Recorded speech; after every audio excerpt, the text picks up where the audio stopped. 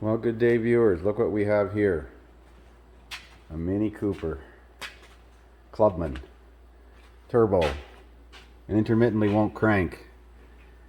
The starter is nearly impossible to get to, but this particular connector and that white wire is the control wire to the starter. I've done voltage drop testing on the, or I've tested the battery. It acted like a dead battery at first. I'm going to get a helper to go and step on the brake and hit the start button.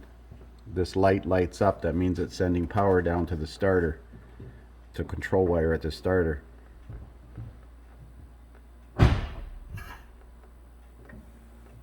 Yet there's no operation of the starter.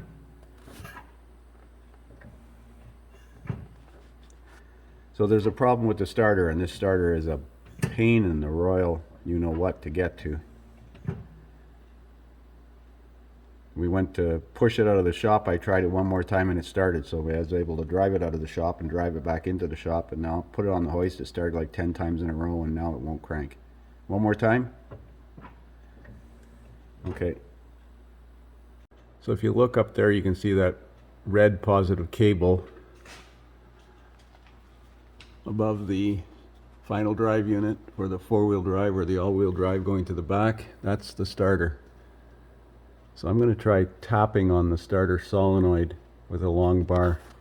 I notice it'll consistently start with the booster battery hooked up to it. So I noticed this though, when I disconnect the booster battery, no, it's not going to do it. It was lighting up that control light ever so lightly. Try starting, shut it off. You see the control light flickering? It's like a bad ground. Try starting it. Put the booster cables back on. Try again. I'm gonna check some ground. So what do you think of this? This braided ground strap is corroded right off. And it's actually warm. So we're going to put a new ground wire on there. I bet you that's all it is. See, I got the booster cables going to the turbo housing. So I bet you this ground has a problem. The engine has a bad ground. So I use these copper lugs from Grody and a lug crimping tool. I made this ground cable. It's a little longer than it needs to be, but rather long than short. We're going to put that in there. I crimped them and soldered them. You can see the solder coming out there. We'll see how that works.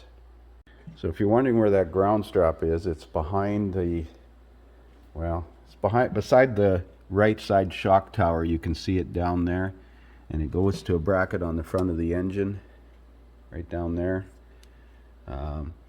We got it all fixed now. We're going to start it and see, or try it and see how it starts. Okay, so I've got the ground cable in there. I'm going to take this ground off my jumper battery cable. So I got the original battery in the circuit. You can see the test light wired into the S terminal. That's the white wire on number 1 of that connector. Let's see if it starts.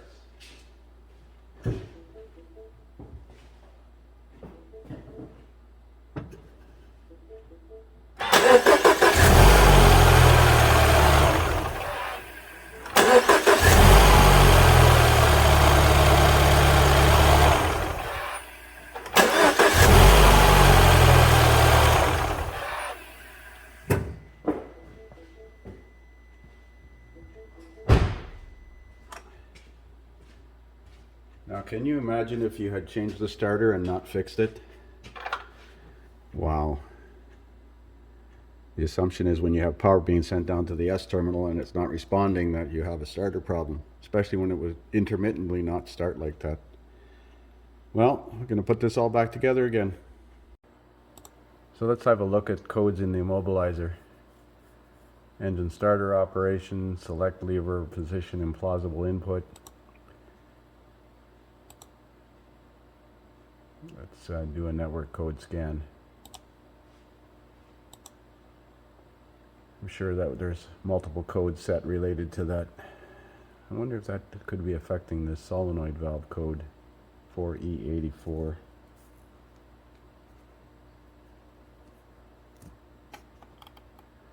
Evaporator temperature sensor, can line fault code. We're still going through modules.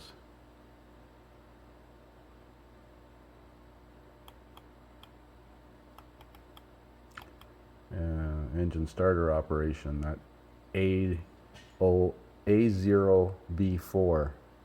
I did a keyword search for that code in Identifix and no diagnostic fault data for it.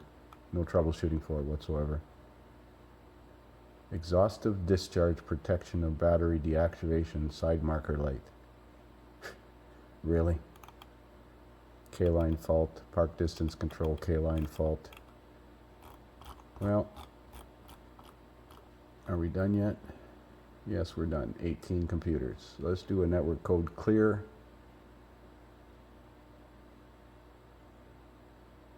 It's writing that. Let's go back. Clear all codes read by code scan. It's fairly quick.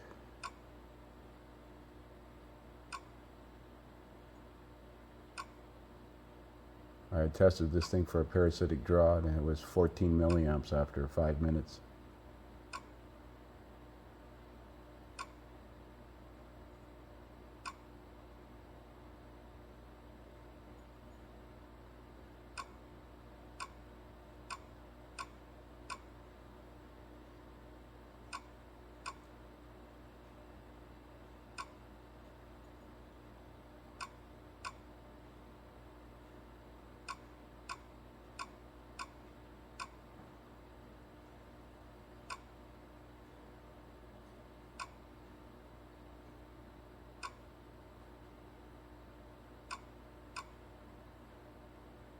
A lot of these modules it doesn't have. 16 modules, codes cleared.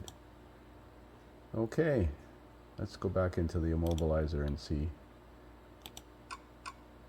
if we've got any new code since. Well, that's it for now. It's back together. Thank God I didn't have to change the starter. That's all I got to say. Somebody else can do that if they want to. I'd rather not. Thanks for watching.